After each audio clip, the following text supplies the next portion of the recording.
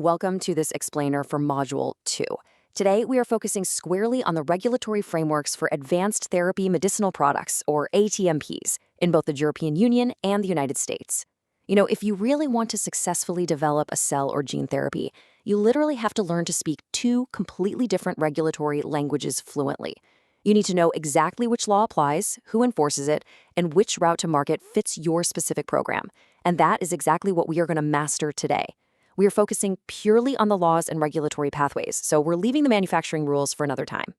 So here is our roadmap for this explainer. First, the EU regulatory framework. Second, EU market and exemptions. Third, the US biologics framework. Fourth, US tissue rules.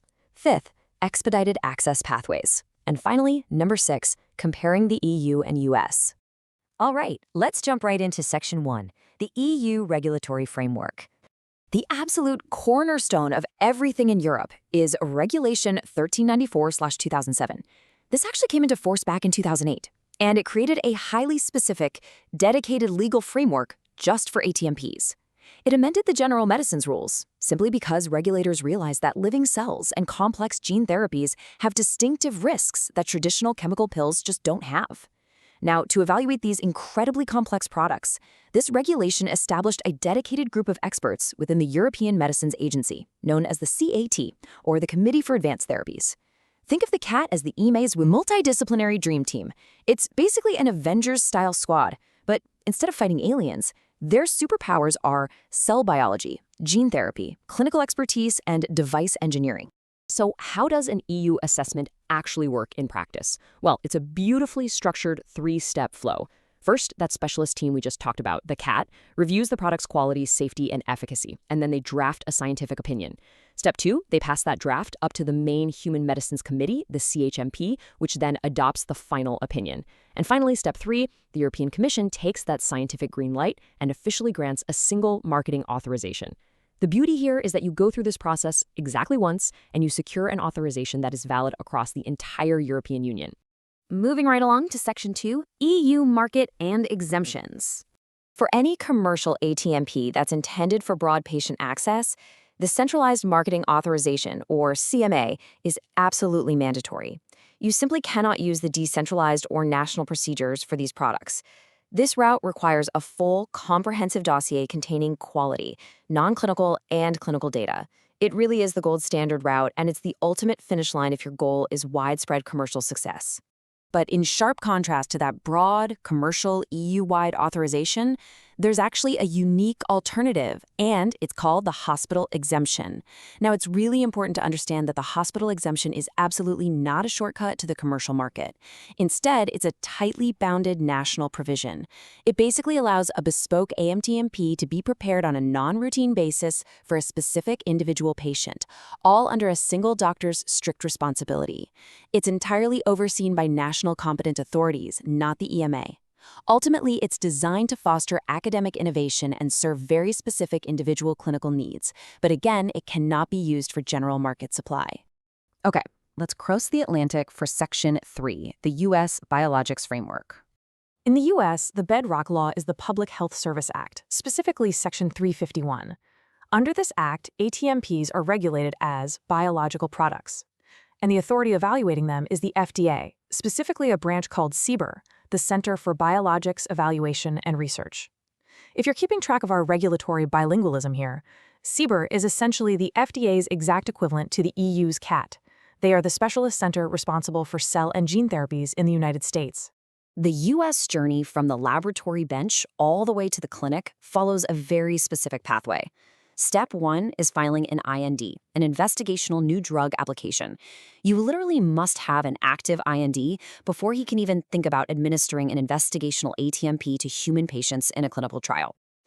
As you progress through Step 2, conducting your clinical studies and accumulating all that vital product data, you constantly update that IND. Finally, in Step 3, when you have definitively proven the product is safe, pure, and potent, you file a BLA, or Biologics License Application, to officially bring the therapy to the market. Next up is Section 4, U.S. Tissue Rules, specifically 21 CFR Part 1271.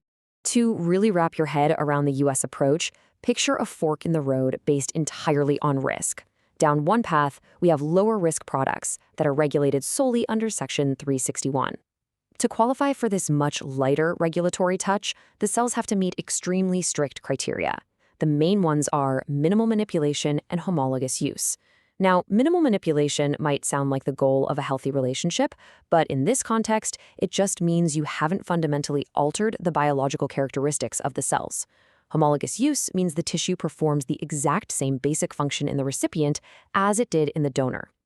If you fail either of those tests, like if you heavily process the cells or use them for a totally different function, you are immediately pushed down the other path. That's the higher risk Section 351 tier, which requires a full BLA. And for sure, the vast majority of modern ATMPs, like CAR T cells or gene therapies, fall straight into this higher risk 351 bucket. All right, moving to Section 5, expedited access pathways. The great news is that both frameworks offer amazing tools to actually accelerate development. In the US, developers can stack tools together like Fast Track, Breakthrough Therapy, and Priority Review. But the real flagship pathway, the one created specifically for regenerative medicine, is RMAT, the Regenerative Medicine Advanced Therapy Designation. RMAT gives developers incredibly intensive early guidance from the FDA. Over in the EU, the equivalent flagship is the PRIME scheme, which stands for Priority Medicines. PRIME offers enhanced early EMA support and iterative scientific advice. But here is the absolutely crucial takeaway. These pathways are purely about increasing regulatory interaction and shortening review clocks. They absolutely do not mean lowering safety or efficacy standards in any way. And finally, Section 6, comparing the EU and US. So here is your handy bilingual dictionary. In the EU, the foundation is Regulation 1394/2007, the specialist assessment is done by the CAT, and the ultimate goal is a centralized marketing authorization that's valid across all member states. Over in the US, the foundation is the PHS Act, the specialist oversight is provided by CBER, and the grand goal is taking an IND all the way to a BLA product license. So while the vocabulary changes completely, both systems rely heavily on deep, specialist scientific assessment and extremely rigorous clinical data. What's really fascinating is that even the scientific logic mirrors itself beautifully across the Atlantic. When deciding just how tightly to regulate a cell or tissue product, regulators always look at what you did to it and how you intend to use it.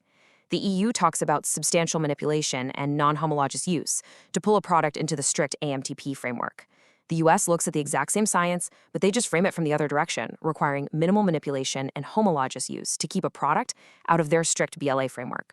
So you see, learning these frameworks is really just about translating one core scientific concept into two different regulatory languages. Well, we have covered a tremendous amount of ground today. So before you wrap up your study session, ask yourself, can you confidently map the journey of an ATMP from an IND to a BLA in the US? And can you clearly explain why the EU hospital exemption is a strict national exception rather than some broad backdoor route to the market? Think about it. If you were handed a brand new gene therapy today, which of these regulatory languages would you start speaking first?